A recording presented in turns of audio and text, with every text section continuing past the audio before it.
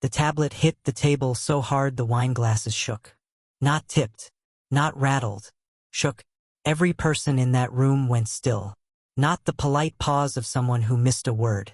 The specific, total stillness of 40 people who all felt the same thing at the same time and had no name for it yet. The man holding the tablet didn't move.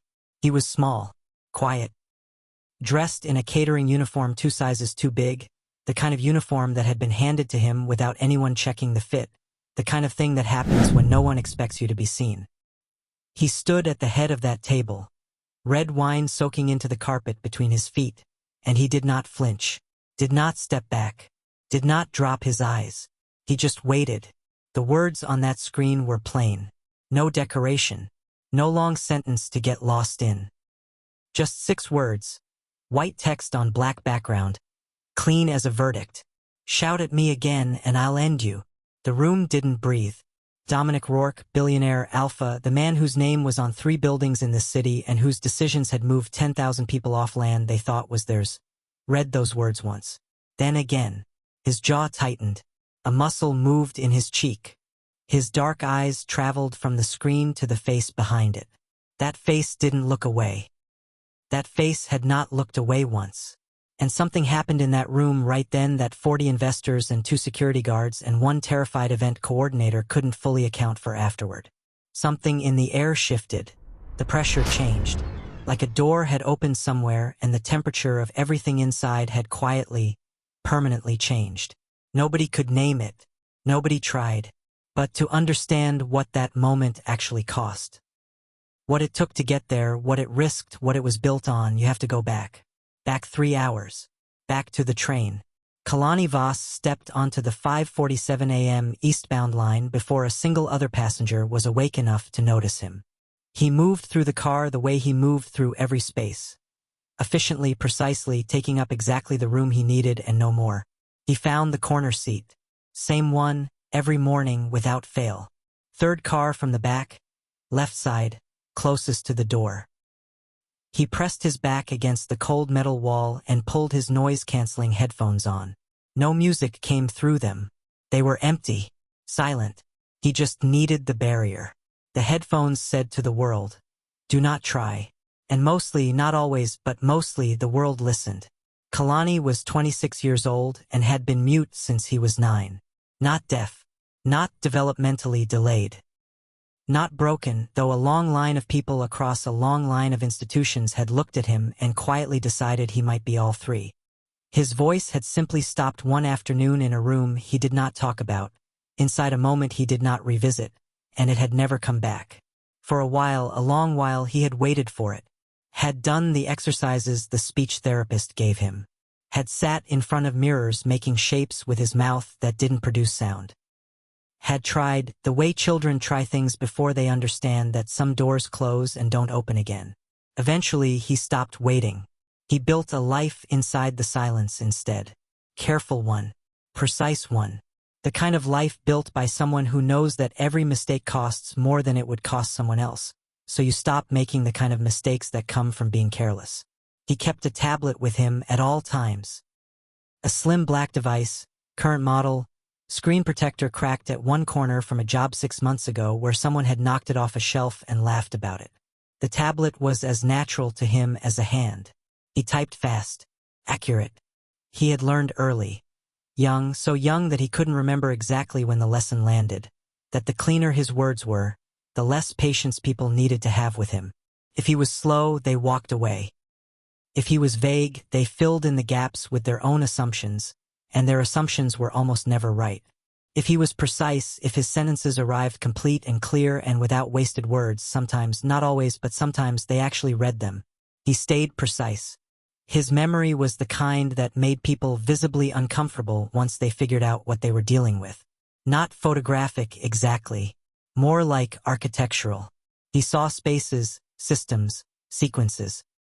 He remembered event layouts after a single walkthrough, mapping every table, every exit, every service corridor, every spot where foot traffic would create a bottleneck during a course transition. He remembered dietary restrictions for 30 guests without checking his notes.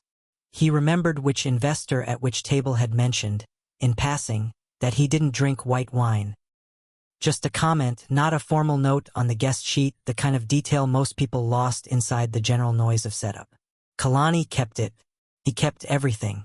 The catering company, Halcyon Event Services, had picked him up through a corporate inclusion employment program 7 months ago.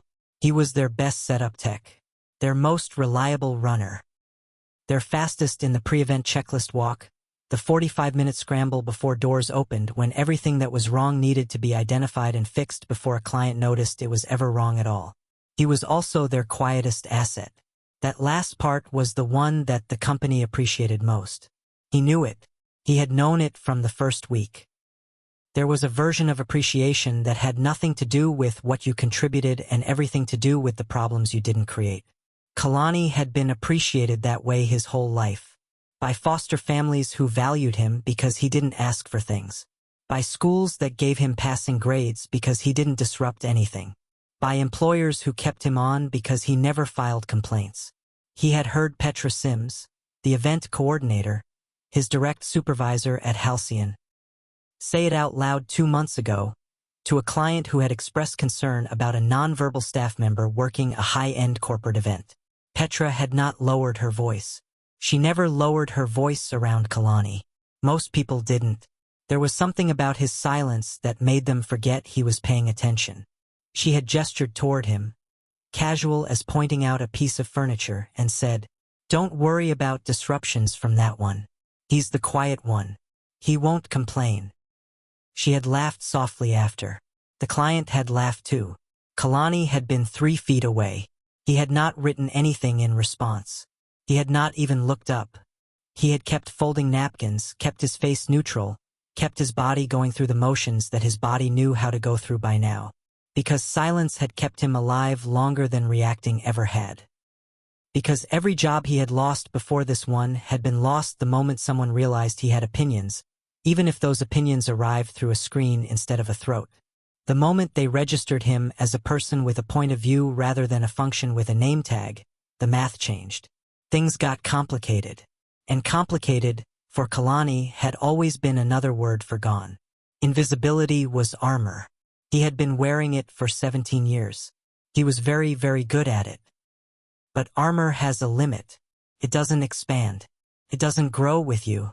And after long enough, you start to feel the edges of it pressing against the inside of you, and the question stops being how long can I stay quiet and starts being what happens when I can't anymore. That limit had a name tonight. Hi viewers. Have you ever stayed quiet in a situation that didn't deserve your silence, just to protect your peace? Because you knew speaking up would cost you more than swallowing it would? Drop your answer in the comments right now. I want to read every single one. The briefing packet for tonight's event arrived in Kalani's tablet inbox at 4:30 a.m. He read it twice before he boarded the train, standing on the platform in the November dark with his breath making small clouds in the cold air, reading the way he read everything. Methodically, completely, not skipping headings even when they seemed routine. Private dinner. 40 guests. Grand Harmon Hotel, 42nd floor, the Meridian Room. Client, Dominic Rourke Holdings.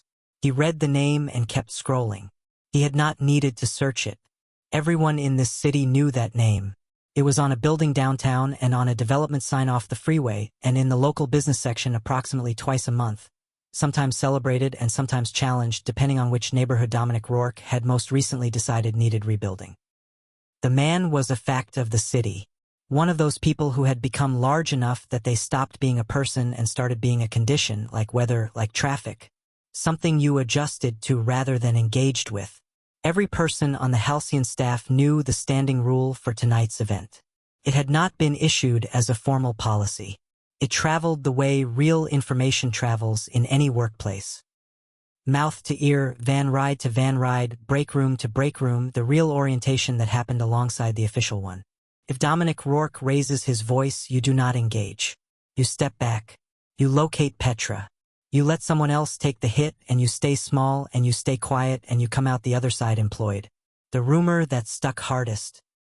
The one Kalani heard whispered between 2 servers on the van ride over, neither one of them even glancing in his direction because they never did, was short and specific. When Rourke gets angry, people don't just lose jobs. They lose careers. Careers. Not positions. Not placements. The whole road. Kalani pressed the headphones tighter against his ears and watched the city lights slide past the van window. The highway was sparse at this hour. The skyline was lit in pieces. Office towers still running, a few residential floors glowing amber, the top of the Grand Harmon visible above the bridge line, a pale column of glass and steel that held, somewhere near its peak, a room full of people who were about to have a very bad dinner. He breathed slowly. His hands were steady. His tablet was charged to 100%. He was prepared for a long, quiet, invisible night. He had no idea. No mechanism to predict, no warning that would have reached him, no signal in any briefing document or whispered conversation, that tonight was the night the armor finally ran out of room. And 42 floors up, in a room full of crystal and tension and money that was starting to feel uncertain, Dominic Rourke was already standing at the edge of something he couldn't see from where he was standing. The night was about to stop being quiet for both of them. The penthouse suite smelled like old money and new pressure, and Dominic Rourke had stopped noticing either one years ago. He stood at the floor-to-ceiling window with his back to the room, hands loose at his sides, watching the city 40 stories below him with the specific expression of a man who is not actually seeing what he is looking at. Down there, traffic moved in its slow November crawl. Headlights dragged through wet streets. People moved in and out of lobbies. The city did what cities do, continued regardless. Up here, nothing was continuing smoothly. He had not slept in 31 hours. That number lived in his body more than his mind. It was in his shoulders, which had not fully released since the previous morning's board call. It was in the way sounds were arriving slightly louder than they should have. The clink of glassware from across the suite, the low murmur of guests beginning to filter into the Meridian room, the discreet and entirely unwelcome sound of his assistant Brennan clearing his throat near the doorway. Brennan had made one mistake early in his tenure with Dominic. He had been 23, new to the position, still calibrating what was helpful and what was career-ending, and he had said at 7:45 in the morning after a night very much like this one, "Sir, you should really try to get some sleep before the afternoon briefing." Dominic had not raised his voice. He had simply looked at Brennan with the kind of absolute stillness that arrived when every layer of social performance had been stripped away and what was left was just the thing underneath, the thing that had pulled itself out of a South Side walk-up through sheer refusal to be managed. And Brennan had understood, without any further explanation, that the subject was permanently closed. He had not raised it again in 4 years. Sleep was not available to Dominic Rourke right now. Sleep was a condition that required the mind to stop running the numbers. His mind had not stopped running the numbers in 3 weeks, because 3 weeks ago the Carver District deal, the biggest acquisition of his current portfolio, the one he had spent 8 months putting together, the one that was worth $300 million over 6 years and was meant to be the centerpiece of his next decade, had hit a wall that he could not see around. The first pause had come from the Environmental Review Board, an extension request, filed by a coalition of civic advocacy groups, citing concerns about displacement impact on existing Carver residents. Legitimate on paper. Organized in a way that suggested something more coordinated than concerned neighbors. He had adjusted. He had brought in additional compliance documentation. He had moved his legal team onto it. Then the second pause. Labor concerns flagged by a city regulatory office that had previously been, if not exactly friendly, then at least reliably neutral. Subcontractor documentation from the Millard Project, an older development 2 years closed, one he had not thought about in months, had surfaced in a compliance inquiry. Not a lawsuit, not even a formal complaint, just an inquiry. The kind of thing that, on its own, meant nothing. Strung together, it started to look like a pattern. And patterns were how Dominic had built everything he had. He knew how to read them. He knew what it meant when pressure arrived in sequence rather than all at once. It meant someone was pacing it. Someone was applying exactly enough force to delay without triggering the kind of visible conflict that would bring lawyers into a room and force a resolution. Whoever was doing this wanted him delayed, not defeated. Delay was more expensive. Delay cost him investor confidence. Delay cost him the narrative. Tonight was supposed to recapture the narrative. 40 investors. Private dinner. Dominic himself at the table, answering every question directly, projecting the kind of authority that had closed deals in worse conditions than this. He was good at rooms. He had always been good at rooms. Not because he was charming exactly, though he could be when it was useful, but because he had an instinct for what a room needed from him and the discipline to deliver it regardless of what was happening inside him. What was happening inside him tonight was a low continuous alarm that he had been ignoring for 3 weeks and could not much longer ignore. Brennan materialized at his elbow with the tablet up, voice calibrated to the exact volume that communicated urgency without stress. Brennan was very good at that calibration. It was why he still had the job. Guests are 90% seated, sir. Pre-dinner briefing packet went out this morning. The menu confirmation came back clean. A pause, the length of which told Dominic something was coming. Hargrove has asked twice about the approval timeline. He mentioned it to at least 2 other guests before I got to him. Hargrove always leads with the sharpest question, Dominic said. Let him. I'll address it at the table on my own terms. He's framing it as a confidence question, not a timeline question. That was different. Dominic turned from the window. The room came into focus the way it always did when he made that choice, sharp, complete, every detail registering at once. 40 guests distributed across 6 round tables. White linen, crystal that caught the chandelier light and threw it back in fractured pieces. Soft conversations carrying the specific tonal quality of people who were present and listening more than they were talking. The kind of listening that happened when the actual topic hadn't been raised yet. He recognized most faces. Hargrove, Marcus, across the room, late 50s, investment firm, old money that had learned to move like new money. The West Coast contingent at the far table, younger, algorithmic in their approach to risk.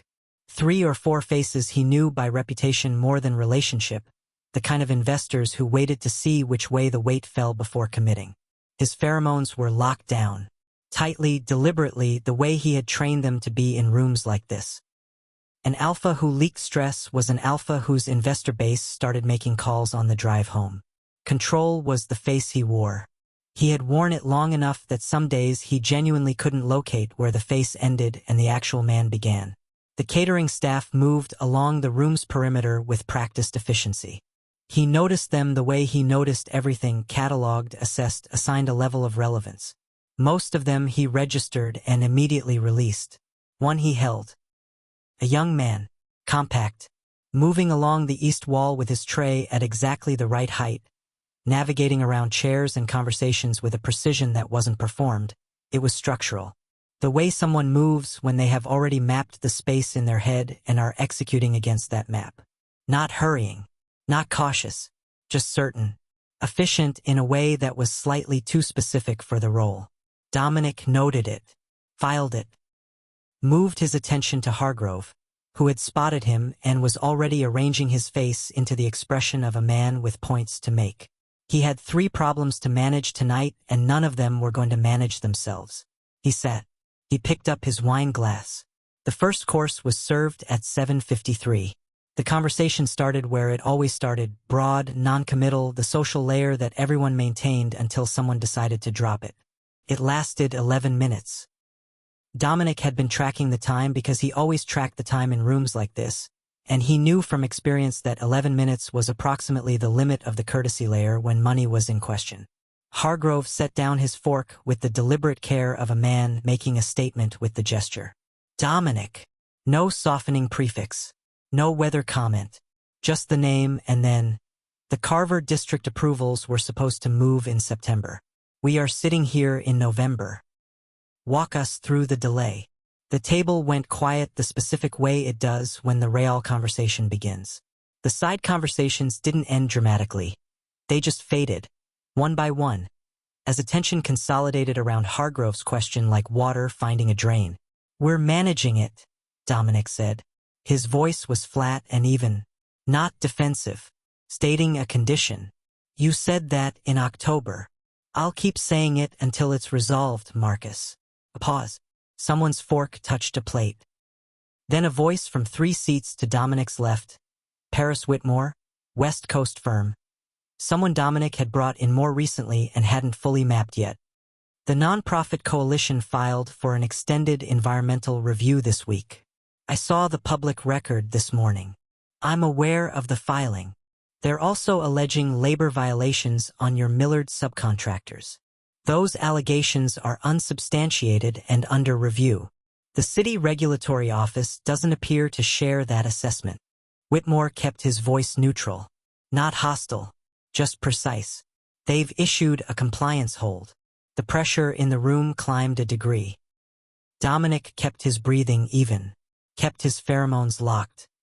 He could feel the alpha instinct pushing at the edges of his control, the sharp metallic response that arrived whenever he was in a room and something was challenging his position, and he held it down with the discipline of 20 years of practice.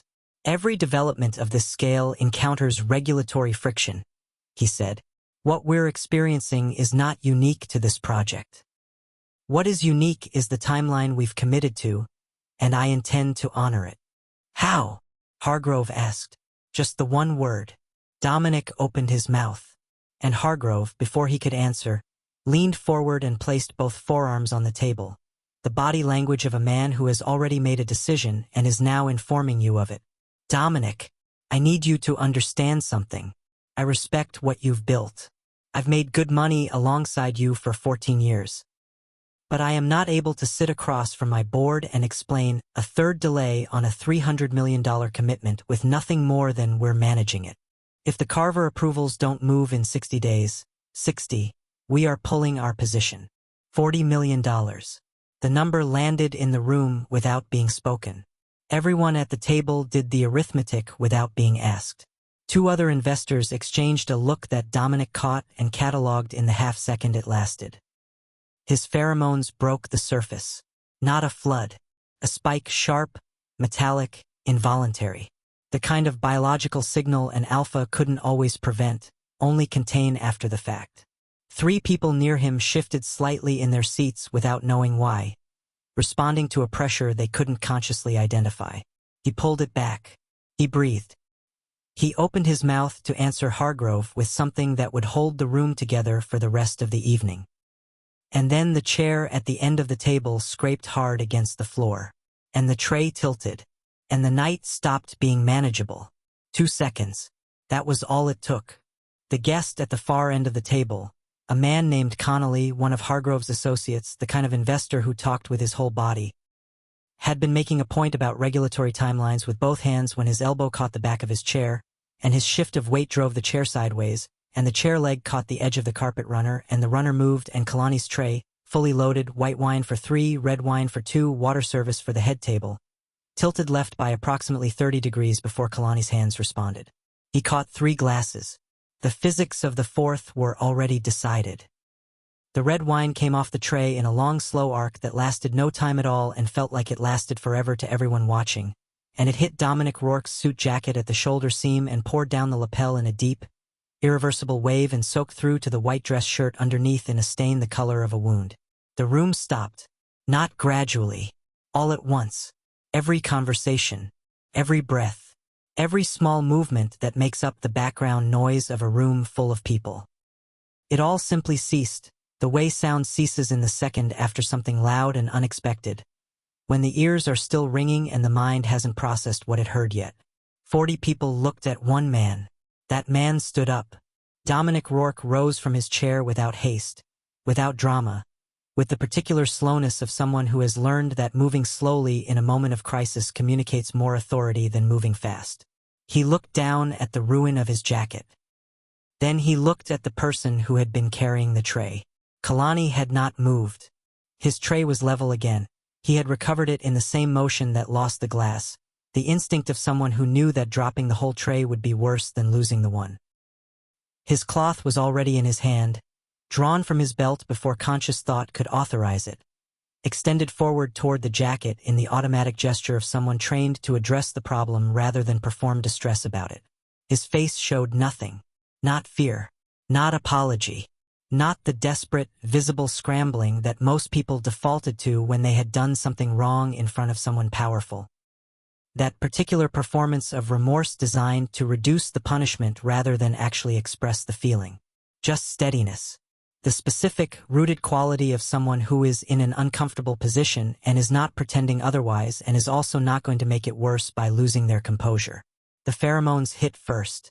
Sharp. Metallic. The pressure of an alpha whose patience had been running on fumes for 3 weeks and had just been given a final, visible, public nudge past the line. It didn't come as aggression, not technically, but it filled the room the way a drop of ink fills a glass of water. Spreading, changing the quality of everything it touched. People who didn't know what pheromones were still felt their shoulders tighten.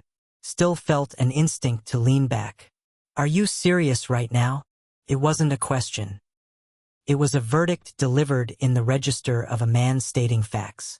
Kalani reached into his apron and pulled out his tablet. He typed without looking down. Muscle memory. The fingers knowing the keys the way a musician's fingers know the strings. I am sincerely sorry, sir. The chair caught the carpet runner. I'll have the jacket addressed immediately. Don't. The word landed hard. Do not type at me right now. I don't want to read a message right now. Kalani kept his eyes up. Kept his hands moving. The damage can be corrected. If you'll allow me to. Stop. Dominic's voice went up 1 full degree. Controlled climb, not a break. I am in the middle of a critical business conversation. I have 40 people at this table watching my evening come apart because your team cannot manage a basic. He stopped. Something had registered. His eyes had gone to the tablet. Not the words on it, the tablet itself. The device that was the entire communication pathway for this person standing in front of him. No backup system. No voice to fall back on when the screen wasn't fast enough or the other person wasn't patient enough or the room was too loud to show a screen to. Just this. Just the tablet and whatever patience the person across from him decided to extend. He saw it. He recalculated. 1 second. Maybe 2. Then he raised his voice again anyway. Get your supervisor. Now. And that was the moment. Not the spill. Not the shouting. Not the 40 investors and the $40 million and the 3-week delay and the wine on the jacket.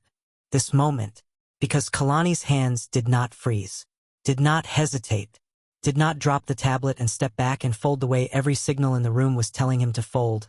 The pheromones, the volume, the public setting, the power differential, all of it screaming the same instruction. Make yourself smaller. His hands moved. Fast. Clean. Deliberate. He turned the tablet outward, screen facing the room, and he held it up at eye level so that every person within reading distance could see what was written on it. 6 words.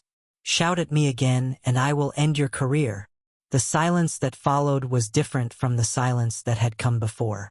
The first silence, the one after the spill, had been the silence of people who didn't know what was coming and were bracing for it. This silence was the silence of people who had just watched something happen that they didn't have a category for yet. Something that didn't fit the expected shape of the evening. Something that would require them to reorganize several assumptions before they could process it fully. Nobody moved. Petra Sims had appeared in the kitchen doorway at some point during the previous 30 seconds. Kelani didn't know exactly when, didn't have the bandwidth to track it, and she had gone as still as everyone else. Her face was a controlled disaster. The expression of someone watching a car go off a road in slow motion. Too far away to do anything, too close to look away. Security, 2 men from the perimeter who had been monitoring the room with the specific posture of people paid to prevent exactly this kind of scene, took 2 steps forward. Kalani did not move. He did not step back, did not lower the tablet, did not drop his eyes. He waited. The same way he had always waited, in rooms that told him the outcome was already decided and his response was irrelevant. Waited with the patience of someone who had learned that the only thing he fully controlled was where his eyes went and whether his hands shook. His hands did not shake. Dominic looked at the words on that screen for a long time. A long, full public time that made every investor at that table understand that they were watching something that was not going to be quickly categorized and moved past. He read it. His jaw moved. The muscles in his face worked through something that wasn't quite readable as anger and wasn't quite readable as anything else either. His eyes traveled from the screen to the face behind it. This young man, slight, dressed in a uniform that didn't fit, standing in a room full of people with more power in their last name than he probably had in his entire documented history, was looking back at Dominic Rourke without flinching, without performing defiance, without any of the adrenaline-fueled bravado that Dominic had seen in 100 confrontations where someone pushed back at him and immediately regretted it. Just looking, steady, like he had been in this room 1,000 times before, under different names, under different circumstances, and had made a choice every time about whether to hold or fold, and had made that choice based on something internal rather than something situational. Like the choice had already been made before he walked in. Dominic held up one hand. He didn't look at security when he did it. He didn't need to. The gesture was enough. They stopped. One more second in the silence. 2, 3. And then something happened in Dominic Rourke's face that nobody at that table would be able to describe accurately afterward. It was not a smile. It was not anything warm or soft or reassuring. It was smaller than that. Just a single movement at the corner of his mouth. The micro-expression of a man whose brain has just registered something unexpected and has not yet decided what to do with the information. Like a chess player seeing a move they didn't anticipate. Not threatened. Interested. He reached for his napkin. He pressed it once, firmly, against the stain on his jacket. He sat down. "Get the coordinator," he said. His voice was flat. Every spike of pheromone pulled back in. Every degree of volume returned to baseline. He said it to the room rather than to any specific person, and the room understood it as the end of one thing and the beginning of whatever came next. Kalani lowered the tablet. He turned around, and he walked back toward the kitchen. Not fast, not hurrying, not looking back. Dominic Rourke's eyes tracked him across the room until the kitchen door closed. And then Dominic picked up his wine glass.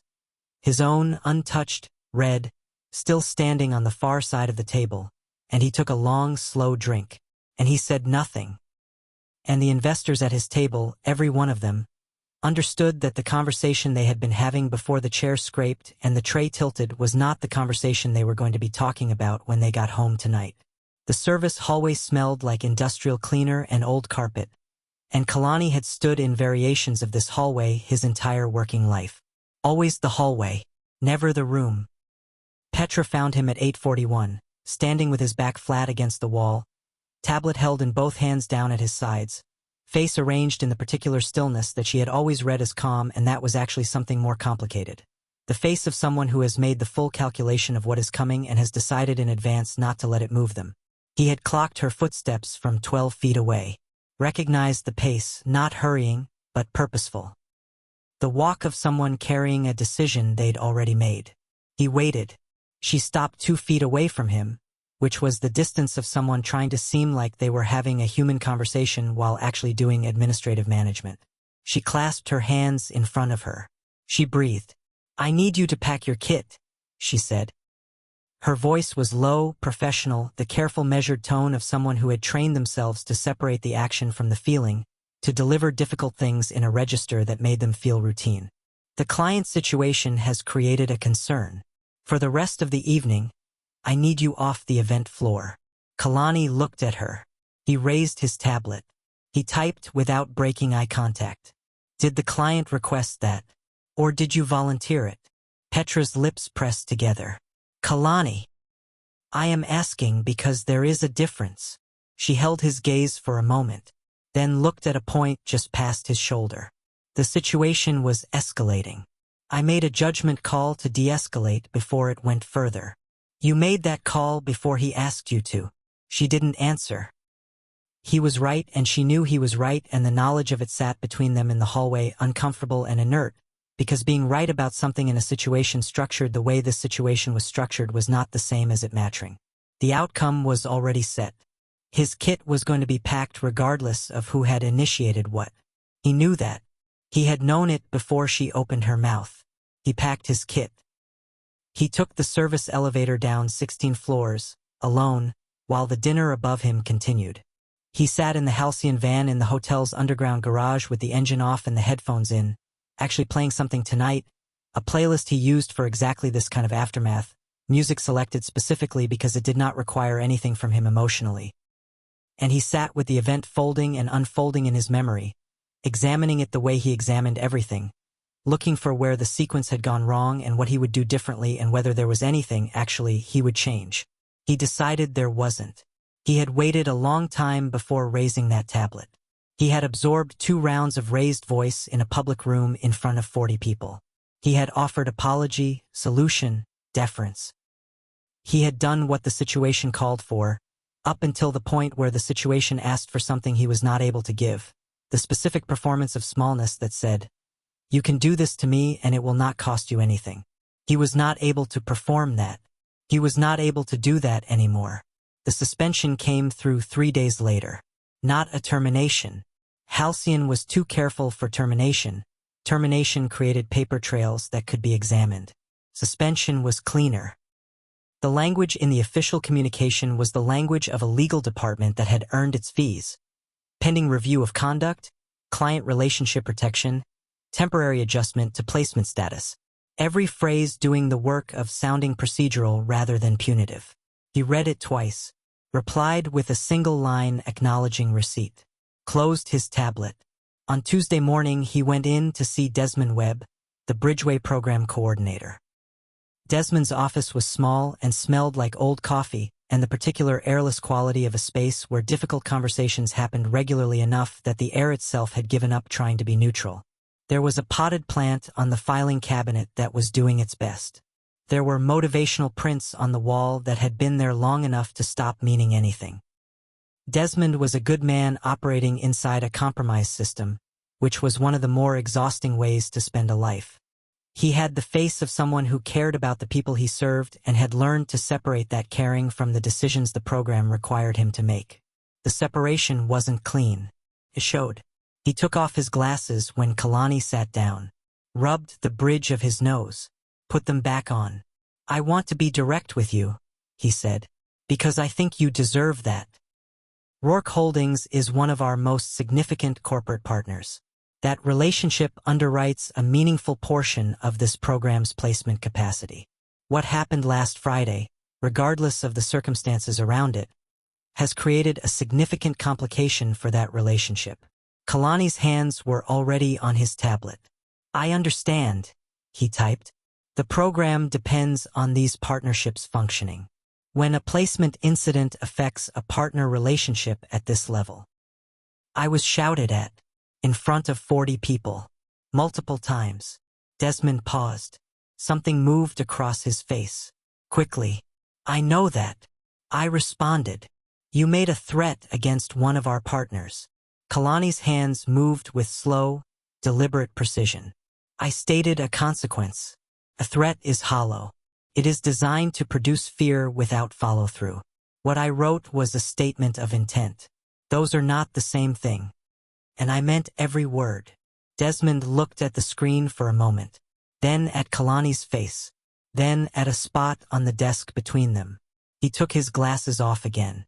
This was a man genuinely wrestling with something.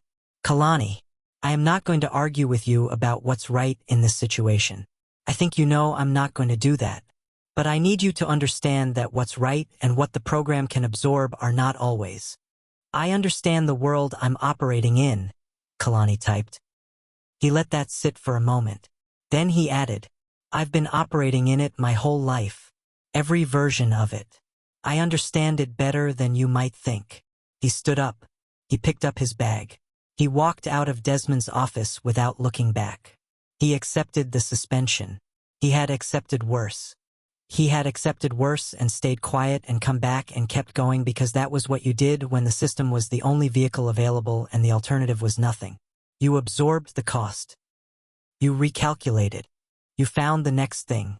What he could not have known, what there was no reasonable pathway for him to have known, was that on the 42nd floor of the Grand Harmon Hotel, 3 days after the dinner ended and the guests filed out and the catering crew packed up in silence, Dominic Rourke's private security team had pulled the event footage. Every angle, full coverage, the spill, the exchange, the tablet, the silence. Dominic had watched it alone at 11:30 p.m. in his private office. He had watched it once with the focus of someone cataloging information. Then he had rewound it. Then he had watched it again, this time with the focus of someone who is no longer cataloging information but processing something that doesn't have a clean category yet. Not the spill. Not the moment the voice was raised. The moment after. The moment where a young man who communicated through a screen, who had every social and professional and biological incentive to fold, had instead turned that screen outward and waited with his hands steady and his eyes level, in front of the most powerful alpha in the room, for whatever came next. The footage was clear. The resolution was good. You could see the hands. They did not shake. Dominic sat in his office at 11:45 p.m. and stared at that frozen frame on his screen. He was not angry. He had been angry earlier. He had moved through anger and out the other side into something that had more edges than anger usually had. Something that was more like recognition. Like seeing a thing you have seen before in a different context and understanding suddenly what it actually is. He recognized the stillness. Not the situation. The stillness inside the situation. He had worn that stillness himself once. A long time ago. In a different kind of room. He leaned back in his chair. Then he reached for his phone. "I need a full background report," he said. "Catering staff from Friday's event. Male. Young. Non-verbal." A pause from the person on the other end. "Non-verbal, sir?" He communicated through a tablet. Dominic's eyes hadn't moved from the frozen frame. Kalani Voss. Tablet raised. Eyes level. Not performing anything. Just there. "Get me everything the program has on him. And anything before the program. I'll have it by Thursday morning." Dominic set the phone down. He sat in his office for a long time after that, the footage still paused on his screen, the city moving below the window the way it always moved, indifferent and continuous. He was a man who had built a career on knowing when he was in a room with someone capable of surprising him. He was not often in those rooms anymore. He had been that Friday night, and the person who had surprised him had not been one of the 40 investors. The report landed in Dominic's inbox at 6:47 a.m. Thursday morning, tagged urgent, and he read it standing at his kitchen counter in the same clothes he had been wearing since Wednesday afternoon, coffee going cold in a mug he kept picking up and forgetting to drink from. The first page was thin. Name, Kalani Voss. Age 26. Current placement through the Bridgeway Inclusion Employment Initiative, a corporate partnership program that placed individuals with documented barriers to traditional employment into structured roles across a network of partner companies. Suspended pending review as of this week. No criminal record. No formal disciplinary history in any previous position. That last part would have closed most files. Dominic turned to the second page. Foster system entry at age 9. He read that slowly. 3 separate placements between 9 and 18. Aged out of the system. No family contact documented post-exit. Medical notation, vocal trauma, documented. Specifics redacted due to the age of the records and the minor status at time of occurrence. Communication accommodation, AAC device, high-proficiency user. Then, noise sensitivity, documented. Sensory processing profile on file with 2 of 3 foster placements. Then, workplace accommodation requests from previous employers. 2 formal requests, both acknowledged, neither fully implemented before the placement ended. Then, harassment complaints, 2 of them, filed through the program, both previous placements, both documented, reviewed, processed, both classified as resolved. He knew what resolved meant in that context. Resolved meant nothing happened to the people who had made the working environment what it was. Resolved meant the documentation existed and would never be read by anyone with the authority to act on it unless something made it relevant. Something had made it relevant. Dominic turned to the third page. He read it. He read it again. He set down the coffee mug with more care than the moment called for, because if he didn't he was going to set it down harder than was productive. Bridgeway, the program. The same program that had placed Kalani Voss at Halcyon Event Services, that had sent him to the Grand Harmon Hotel on a Friday evening in November to carry a tray into a room full of investors. Bridgeway was a subsidiary of a larger nonprofit advocacy network. The Lakeshore Community Development Coalition. A network with offices in 4 cities, a legal advocacy division, and an active filing history with multiple regulatory bodies including the city's Regional Compliance Office and the Environmental Review Board. 17 compliance reports filed in the past 2 years. 17. 3 of those reports listed Dominic Rourke Holdings as the subject of concern. He walked to his window. The city outside was doing what it did at 6:50 in the morning. Moving, indifferent, full of people going where they needed to go through streets that didn't care where they'd come from. He stood there and let the information finish settling, the way you let something heavy settle when you've put it down and need to make sure it's not going to move. 3 reports. Filed through a network that had placed Kalani Voss. The reports covered labor pressure on subcontracted crews, specifically the kind of pressure that resulted in safety shortcuts when timelines got compressed. Documentation of those shortcuts from the Millard project, 2 years closed, supposedly finished, sourced from internal records that someone had been careful enough to preserve before the project concluded. And displacement compliance concerns from the Carver District Development. His current project. The one bleeding money every week the approval didn't come through. Not one organization acting in isolation. A network. 17 reports across 2 years, 3 of which had arrived at precisely the moments that had created the most disruption to his largest current acquisition. Dominic Rourke had not built everything he had built by being slow to recognize a pattern. He had built it partly by being the person who created the pattern. He knew what this looked like from the inside. He called Celestine Park, his operations director, the person who ran the day-to-day on project compliance and regulatory relationships, at 7:15. She answered on the first ring, which meant she'd been expecting the call, which meant she already knew something. "The Carver District holds," he said. "Walk me through the official position." She paused the way someone pauses when they are deciding how much to front-load. City's primary hold is the environmental review extension requested by the Millard Community Advocacy Coalition. Secondary hold is a labor compliance inquiry from the regional office. Both are technically still open pending documentation response. When was the labor inquiry initiated? November 3rd. He did the arithmetic before she finished saying it. 4 days after the dinner. Originating organization? Another pause. Shorter. The kind that meant she'd already looked this up. Nonprofit legal referral. Came through an advocacy network.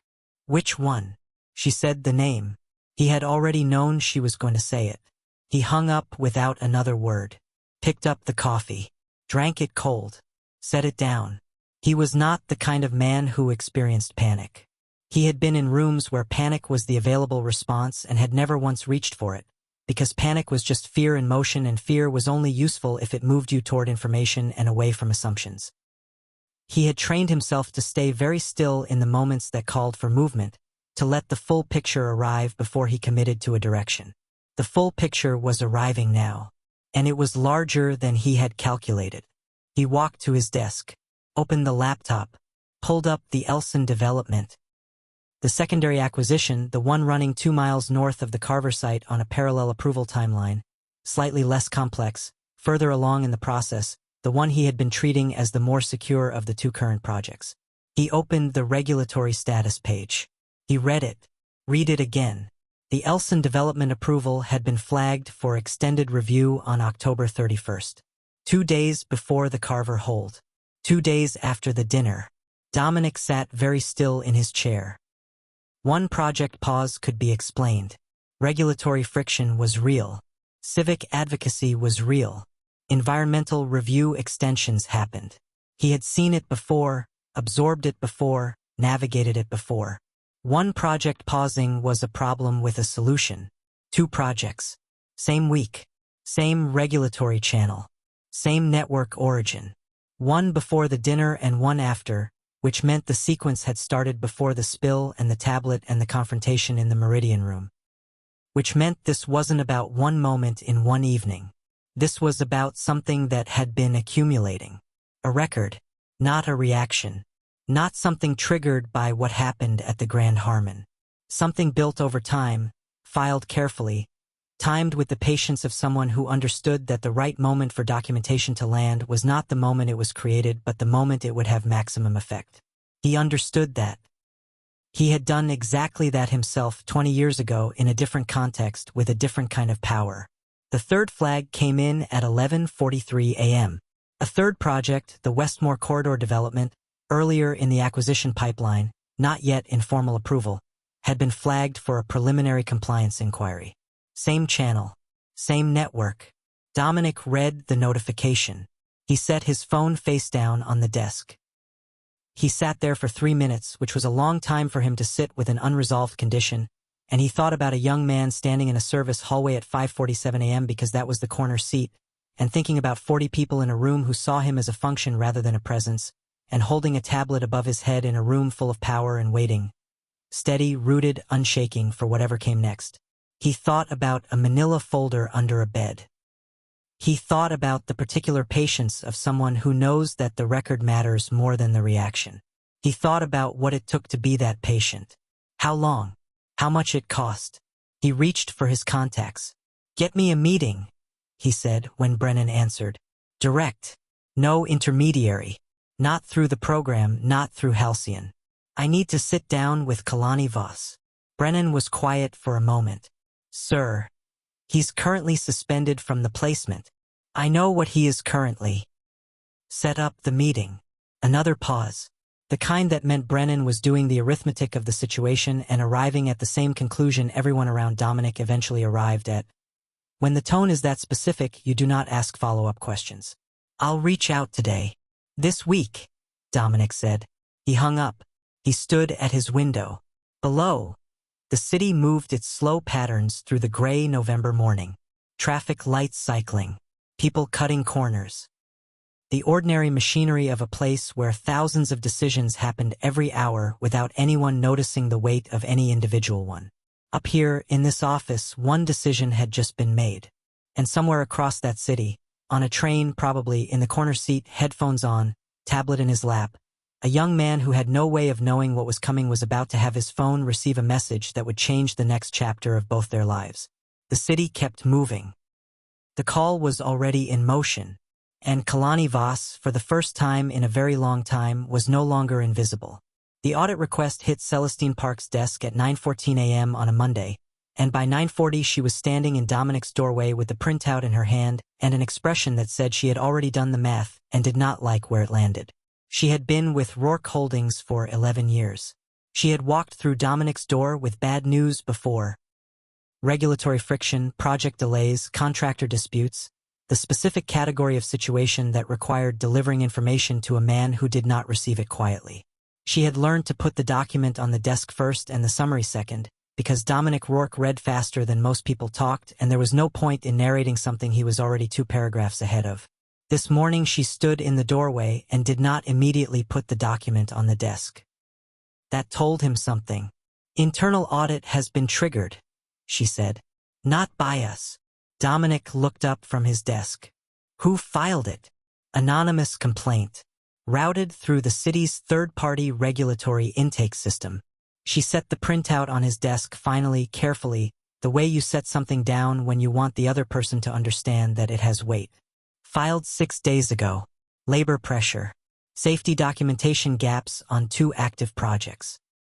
Displacement compliance violations on Carver." She paused. "There's a 4th item. Environmental impact misrepresentation on the Millard Project's final report." Dominic read the printout once. Set it face down. "How organized is it?" "Very." Celestine said it the way people say things they wish they didn't have to. "Whoever filed this knew exactly which language to use to trigger a mandatory review. This isn't a general complaint. It's a compliance map.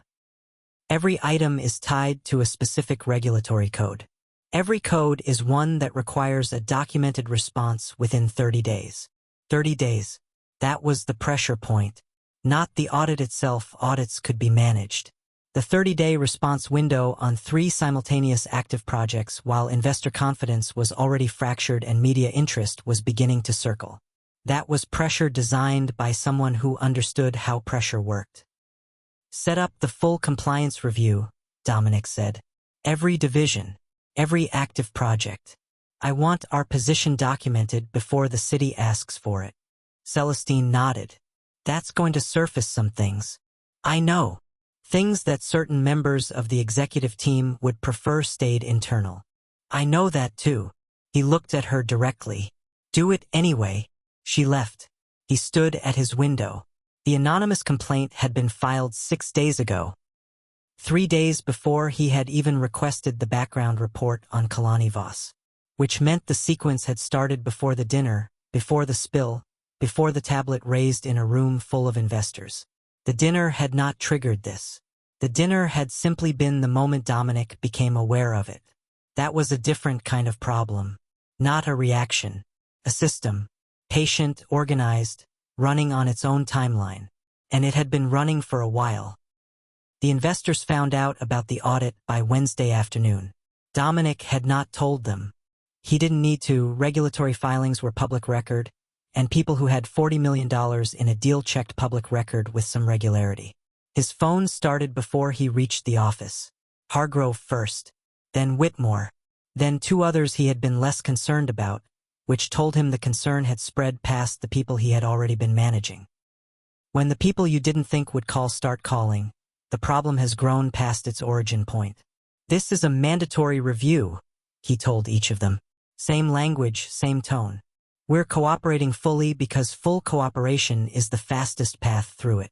What he did not say, that Celestine's team had already found 3 items in the preliminary internal sweep that were going to require explanation. Not fraud, not falsification, but the particular category of corner cutting that happened when project timelines got compressed and subcontractors started making decisions that the primary developer was technically responsible for and had not been watching closely enough. He had not been watching closely enough. That was the truth underneath everything. He had been watching the deals, the financing, the acquisitions. He had not been watching the work. Someone else had been.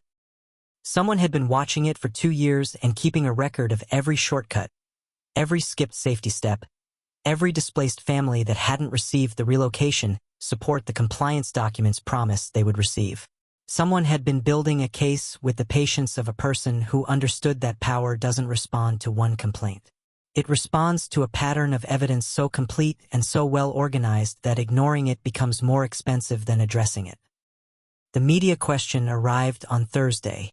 A reporter from the city's main business journal, a woman named Deja Fontaine, known for stories that started with financial reporting and ended with something significantly more uncomfortable, had submitted a formal inquiry to Dominic's communications office. She was preparing a piece on the regulatory holds affecting his current development portfolio. She had questions about the Millard Project's final environmental report. She had questions about the subcontractor labor documentation. She had 8 specific questions. 7 of them aligned with the 7 specific items in the anonymous complaint.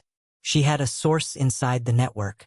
Dominic's communications director, a man named Terrence Okafor, came in at 4:15 with the inquiry and the particular expression of someone delivering news that is not going to be received quietly. Dominic surprised him. He read the questions once, set the paper down, said, "Schedule a response. I'll answer them directly." Terrence stared at him. "Sir, not through a statement. Directly. I'll sit with her." "Dominic, that is not standard practice when there is an active audit." "I know what standard practice is, Terrence." He looked at the inquiry again. 7 of 8 questions were things he could answer because the audit was going to surface the answers anyway. Better that they came from him first. Better that the story was about a company that found problems and addressed them rather than a company that hid problems until they were dragged into the light. The 8th question, the one that didn't align with the complaint, was about community impact. Specifically, had any of the families displaced by the Carver District redevelopment received the relocation assistance the project's compliance documents promised? He did not know the answer to that one. And not knowing was the most uncomfortable he had been in this entire sequence. He told Terrence to schedule the interview.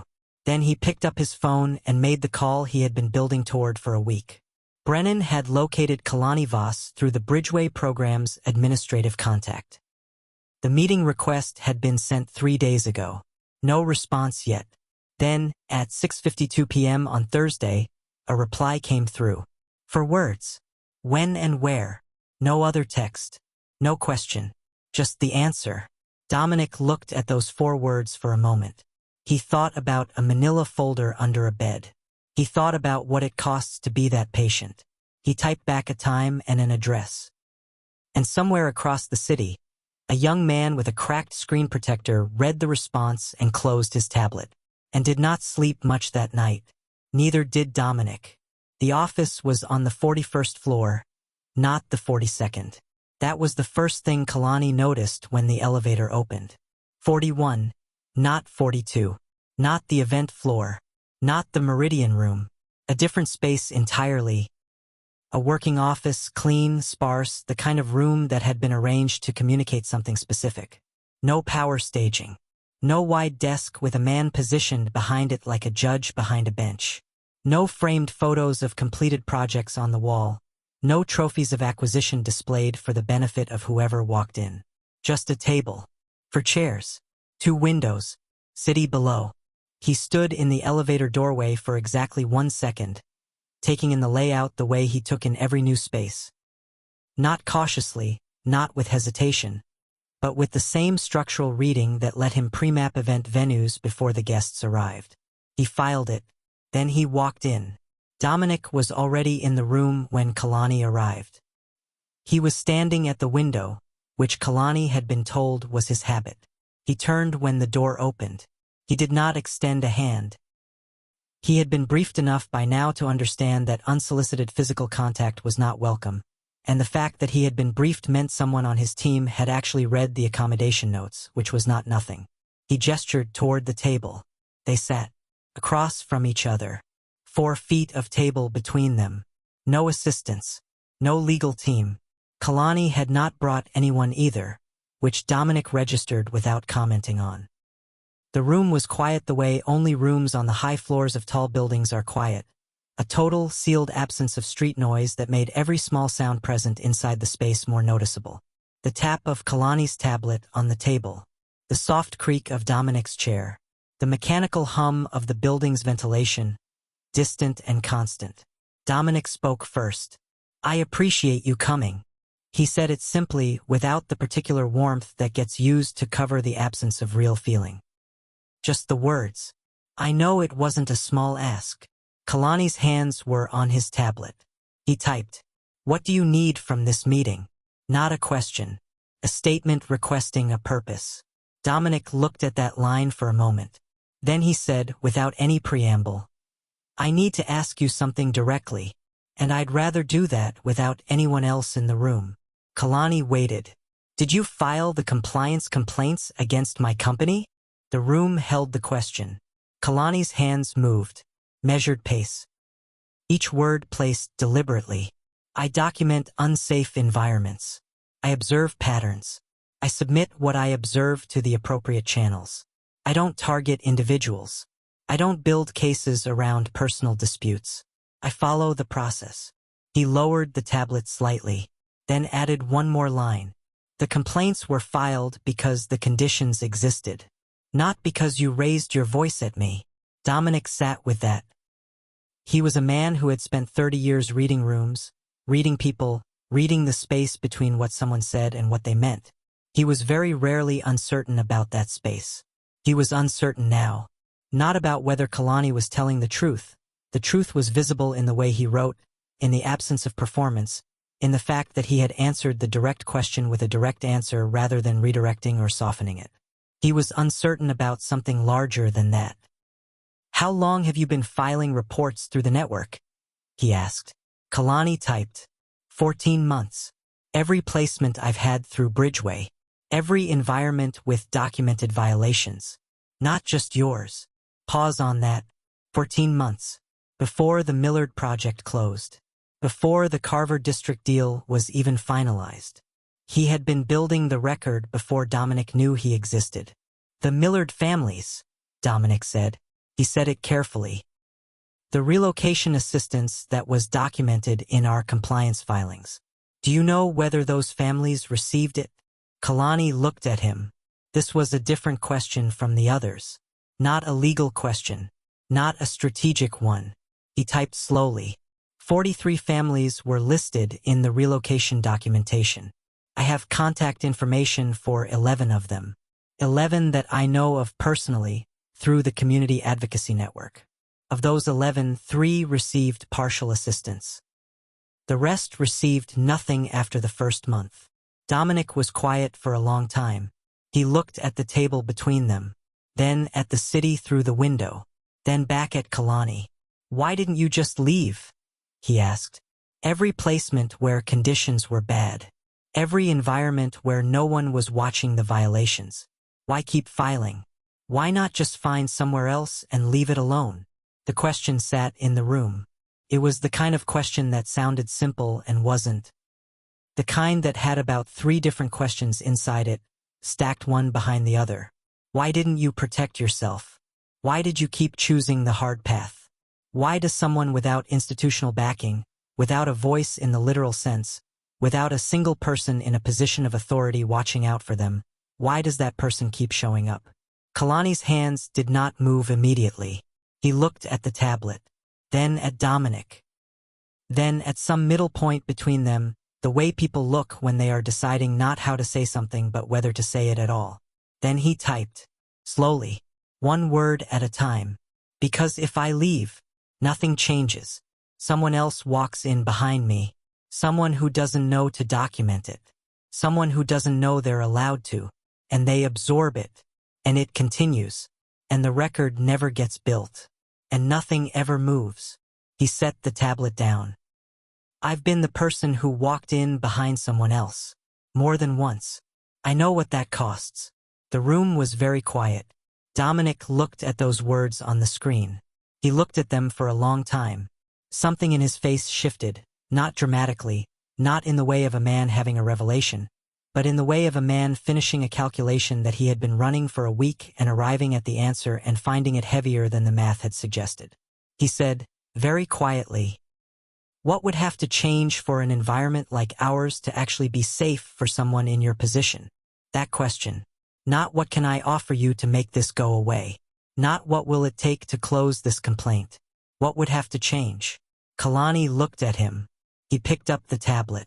And his answer changed everything. What Kalani typed took 4 minutes. Dominic did not interrupt. Did not check his phone. Did not shift in his seat or look at the window.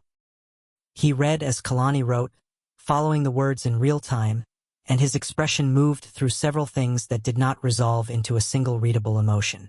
Accommodations have to be structural, not case by case. Not dependent on whether the supervisor that week is patient. Not withdrawn the moment a client relationship is considered more important than a worker's documented needs. Structural. Written into the placement agreement. Enforced by someone with actual authority. Complaint processes have to be anonymous and external. Not routed back through the same coordinator who manages the client relationship. Not reviewed by someone whose funding depends on the partner company staying happy. External. Independent. With a response timeline that is actually enforced. And this, he paused, scrolled up to what he had written, then continued. The people who filed complaints at my previous placements, the ones classified as resolved, nothing happened. The record exists. The violations are documented. And the people who created those conditions are still working. Still managing other people like me. Still running the same environments. Resolved doesn't mean fixed. It means filed and forgotten. That has to stop. Dominic finished reading. He sat back. He did not speak immediately, which was unusual for him. He was a man who moved through information quickly, who processed and responded and kept the pace of a conversation at the tempo he chose. He was not doing that now. He was sitting with it. The warning at the dinner, those 6 words raised on a tablet in a room full of investors, had not been a threat. He understood that now completely. It had been a boundary, stated clearly, meaning exactly what it said. The warning of someone who had long ago decided that the cost of staying silent was higher than the cost of speaking, and who had the documentation to back up every word. And a promise, not of personal retaliation, of consequence. The kind of consequence that came from a system built carefully over 14 months by someone who knew that the only thing powerful enough to move power was evidence. I want to do a full internal compliance review, Dominic said. Not the one triggered by the audit. A separate one. Voluntary. All divisions. All active and recently closed projects. Independent reviewers, not our internal legal team. Kalani's hands moved. Your board won't allow that without resistance. My board doesn't decide. He said it flatly, not with aggression, just as a condition of reality. I hold controlling interest. I decide. Your investors will interpret it as confirmation that there are problems. There are problems. He said that more quietly. I should have been watching more closely. I wasn't. That's on me. The question is what happens now. Kalani looked at him, then typed. Why are you telling me this? It was a direct question and it deserved a direct answer. Dominic gave it one. Because you built a 14-month record on my company's operations through a nonprofit network while working entry-level catering placements without a voice, without institutional backing, without anyone in a position of authority watching out for you, and you were right about almost everything you documented. And I've spent 30 years in rooms that were supposed to be full of capable people, and I have not seen that quality of work from most of them. The room absorbed that. Kalani sat with it for a moment. Then, what does that mean for the meeting? It means I'm going to order the compliance review today, and I'm going to address what it finds publicly. A pause. And I'd like to offer you a role, corporate advisory, specifically on inclusion compliance and worker accommodation standards across our development portfolio. Kelani did not type immediately. He looked at the city through the window, the same city Dominic owned pieces of.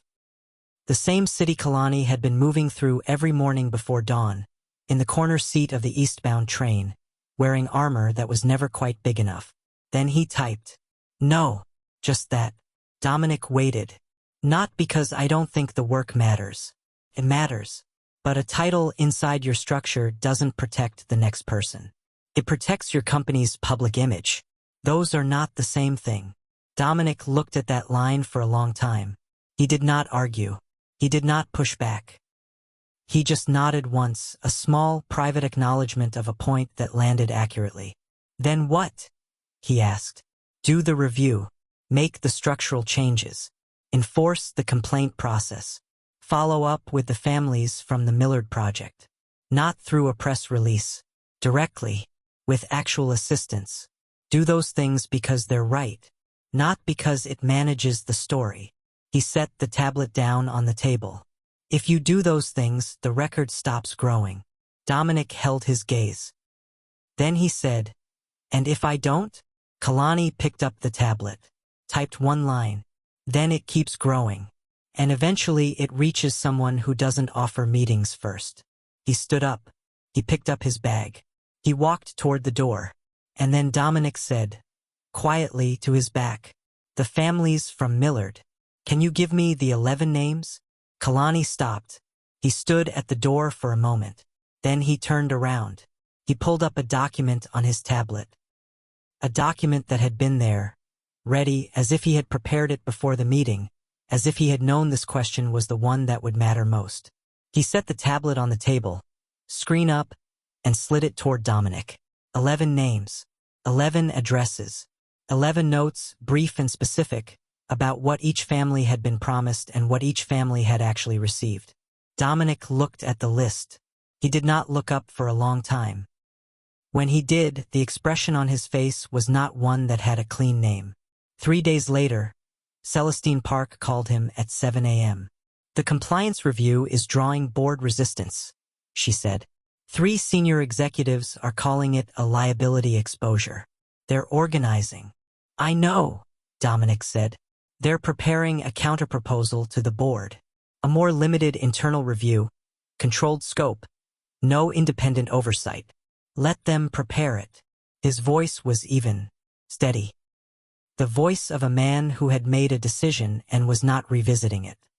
He had made it the moment he read 11 names on a tablet screen and understood what it had cost the person writing them to compile them, to carry them, to hand them over without asking for anything in return. That decision was not available for revision. Schedule the full review for Monday. Independent firm. I want the Millard families contacted before the end of the week. Celestine was quiet for a moment. This is going to cost us. I know what it's going to cost. He hung up. He sat at his desk in the early morning quiet. Outside, the city was waking up. Somewhere across it, a young man was already on the train. Same corner seat, same headphones. But something was different now. The armor was still on. It just fit a little differently. The stock dropped 4 points in the first week after the compliance review went public. 4 points on a company Dominic's size was not a catastrophe. It was a signal, a visible, market-level statement that the people with money in his business were uncomfortable and wanted him to know it. Stock prices were a language Dominic had been fluent in for 2 decades, and what this particular drop was saying was not panic, it was warning. The difference mattered. Panic sold. Warning watched and waited. He let them watch. He let them wait. Hargrove called on Wednesday. The call lasted 6 minutes. It covered what Dominic had expected it to cover. Concern, timeline, confidence, the word stability used 4 times in 6 minutes, the way people use a word when they're not sure what else to grab onto. Dominic listened. He did not offer reassurances he couldn't back up. He said, "The review is proceeding. The findings will be addressed. The projects will move when they move correctly." Hargrove was quiet for a moment. Then, "You sound different." "I'm the same," Dominic said. "The process is different." That was true. The independent reviewers had come in on Monday, a 3-person compliance team from an outside firm, people with no relationship to Rourke Holdings and no interest in protecting anyone's internal position. By Thursday, they had flagged 9 items. 3 of them were the ones Celestine had already found. 6 were new. 2 of the 6 were serious. A safety documentation gap on the Carver District subcontractor agreements that meant, in plain language, that workers had been operating under conditions that the project's public filings said did not exist. Not falsified records, that distinction mattered. Just records that reflected the plan rather than the practice. The gap between what was supposed to happen and what actually happened. And the Millard relocation assistance, documented in the compliance filing as fully distributed. 43 families. The money had moved out of the project account through a third-party administrator into a holding fund. And then it had sat in that holding fund for 18 months while the administrator collected fees and the families received nothing. The third-party administrator had a relationship with one of Dominic's senior executives. Terrence found that connection on Friday afternoon and brought it to Dominic in person, which was how Dominic knew it was serious. Terrence could handle most things by email and reserved the walk to the office for the kind of news that needed a face behind it. "Wendell Archer," Terrence said, VP of Community Relations. The administrator is his former college roommate's firm. Dominic read the documentation. He read it twice. Then he picked up his phone and called his general counsel. Wendell Archer was placed on administrative leave by end of day Friday. 2 other senior executives, people who had been in the room when the Millard relocation plan was approved and who, the review team had determined, had signed off on the administrator selection, were placed on leave the same afternoon. The board met Saturday morning. Not to stop Dominic. He held controlling interest. They couldn't stop him. But they needed to be in the room, and they needed to hear it from him directly, which was a courtesy he extended not because he was required to but because he had learned long ago that burning every bridge at once was a luxury that came back as a cost. The board was made up of people who had watched him build everything he had built. Some of them had believed in him before there was much to believe in. They deserved the conversation. He sat at the head of the table and walked them through it. Not defensively, not apologetically, plainly. These are the findings. These are the actions being taken. These are the next steps. One board member, a man named Stanford Greer, who had been on the board for 9 years and had the temperament of someone who considered managed silence a form of leadership, said, "The media coverage of this is going to be significant. The narrative is going to be that you found problems, and that's a story about problems existing. The narrative is about a company that found problems and moved on them before they became something worse," Dominic said. "That's the story I'd rather tell than the alternative." "What's the alternative?" The alternative is a reporter with 8 organized questions and a source inside the network writing a story I have no part in shaping. Stanford was quiet. The room was quiet. Then Stanford said, "The Deja Fontaine piece goes to press in 2 weeks. I've already scheduled to sit with her. I intend to walk her through everything the review found before she publishes." Another silence. Longer this time. Then Stanford picked up his pen, set it down, looked at Dominic across the table. "You're a different animal than you were 3 months ago," he said. Dominic didn't answer that. He moved to the next item on the agenda. The media cycle that followed was not comfortable. It was also not the disaster that Terrence had privately been preparing contingency plans for. The Fontaine piece ran 11 days later. It was thorough, specific, and accurate, the kind of journalism that did not sensationalize because it did not need to, because the facts were already shaped in a way that had its own weight and its own logic. Covered the violations. Covered the 3 executives. Covered the Millard families. 7 of the 11 had been reached by that point, and 3 of them had spoken to Fontaine directly, on record, with their names attached, because they had been waiting long enough that they were done waiting quietly.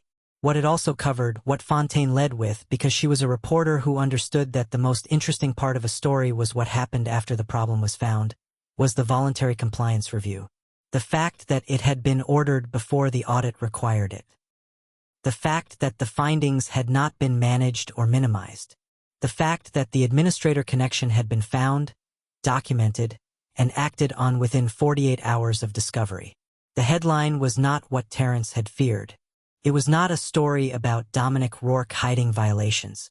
It was a story about a company that had been running on unchecked momentum, in the way powerful companies often do, until something made it stop and look at itself. The something, Fontaine noted in her closing paragraph, had started with an anonymous complaint filed through a nonprofit advocacy network. She did not name the source. She didn't need to. The city's regulatory office approved the Carver District project 2 weeks after the review findings were submitted, not because the problems went away, because they had been addressed, documented, remediated, because the gap between the plan and the practice had been closed, and the families from Millard were receiving, finally, what they had been promised. 43 families. That number mattered. It mattered more than the stock price. Dominic knew that now, in a way, he had not known it 3 months ago. His operations director, Celestine, had told him the morning the approval came through. She had called at 7:15, the same time she always called, and she had said, "Carver is approved. Conditions attached, monitoring requirement quarterly, but it's moving." He had said, "Good." She had paused. Then, "The Millard families, the full 43 are confirmed for direct assistance disbursement by end of month." He had been quiet for a moment. "Good," he said again, but differently. After the call, he had sat at his desk and thought about 11 names on a tablet screen, slid across a table by a young man who had not needed to give them to him, who had come to the meeting prepared to answer hard questions and leave, who had been prepared for the meeting to go badly and had handed over the names anyway, who had understood better than Dominic had what the meeting was actually for. He visited the Bridgeway nonprofit office on a Thursday afternoon without advance notice. He walked in through the main entrance, told the front desk who he was, and waited on a bench in the lobby the same way anyone waited in that lobby, which was a thing he had not done in a very long time, waiting in lobbies, and which was slightly more uncomfortable than he had expected. Desmond Webb came out to meet him, visibly uncertain about every aspect of the situation. "Mr. Rourke." He extended a hand, shook it once. "I wasn't expecting." "I know. I'm sorry for the lack of notice." Dominic looked around the lobby, a space that was clean and functional and operating on a budget that showed. "I'm not here about the compliance process." "Then, I'd like to offer the program a partnership, specifically around inclusion compliance standards and worker accommodation protocols. Funded by Rourke Holdings. Structured with full autonomy for the program's leadership, not advisory to us, not reporting to us. Independent." Desmond stared at him. "You want to fund us? To do the work you're already doing. Better. With resources behind it." Desmond looked at him for a long moment. The particular look of someone deciding whether a good thing is actually good or is a different kind of problem wearing a good thing's face. I'd want full structural independence, he said carefully. No access to case files. No influence on complaint routing. That's the condition I'm proposing. Another long look. I'll take it to the board, Desmond said. Dominic nodded. He turned toward the door, then stopped. Kalani Voss, he said without turning around. Is he still with the program? A pause. He is, Desmond said. He came back last week. We found him a remote compliance documentation role. Low exposure. He can work from wherever. Dominic nodded once. He pushed open the door. He walked out into the afternoon. The city moved around him the way it always did, continuous, indifferent, full of people going where they needed to go. But the weight of it felt different than it had 3 months ago. He had built things in this city. He was still going to build things, just differently. 6 months later, the Meridian Room was set again. Same chandelier, same white linen, same crystal that caught the light and scattered it in pieces across the walls. The room looked identical to the way it had looked on the November evening when everything changed. But the room was not the same. Kelani knew that from the moment he walked in. He was not there as a caterer this time. He was there as a compliance observer. A role that the Bridgeway program had formalized 3 months ago as part of the new partnership structure. A position that allowed him to be present at partner company events to monitor worker treatment and flag accommodation failures in real time. The role had been created quietly, without announcement, written into the Rourke Holdings partnership agreement as a standing condition.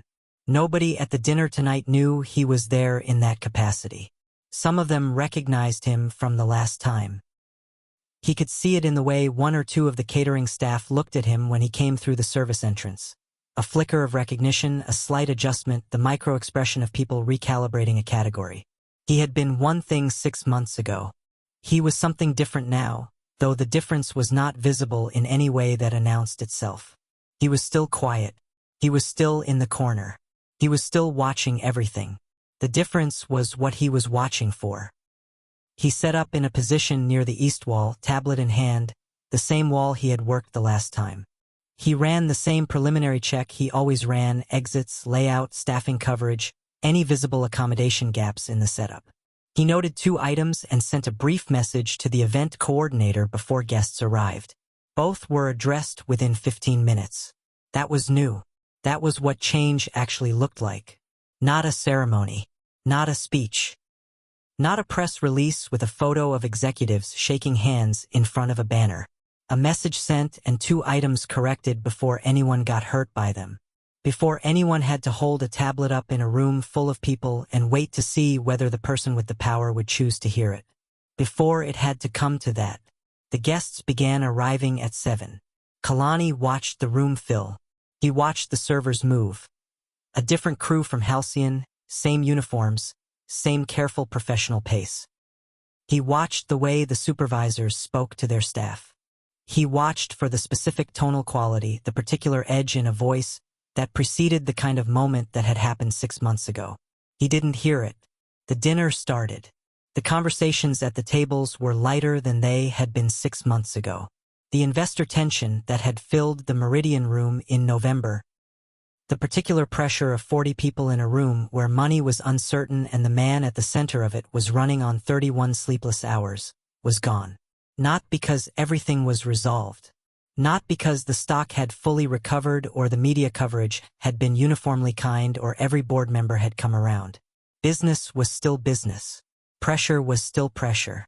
But something in the room was different. Dominic walked in at 7:20. He did not look immediately toward the east wall. He moved to his table, greeted his guests, settled in. He looked like a man who had slept. His pheromones were steady, not locked down with the white-knuckled control of someone suppressing something, but genuinely even. The difference was subtle and real. Partway through the first course, a server near the far end of the head table, a young woman, first event, nervous in the way only first events make people nervous, caught her sleeve on the back of a chair and fumbled a water glass. It didn't fall. She caught it, but she froze for a second in the aftermath, The way people freeze when they almost did something and their nervous system doesn't get the message immediately that almost is not the same as actually. Dominic looked at her. Directly. Without moving. Without raising his voice.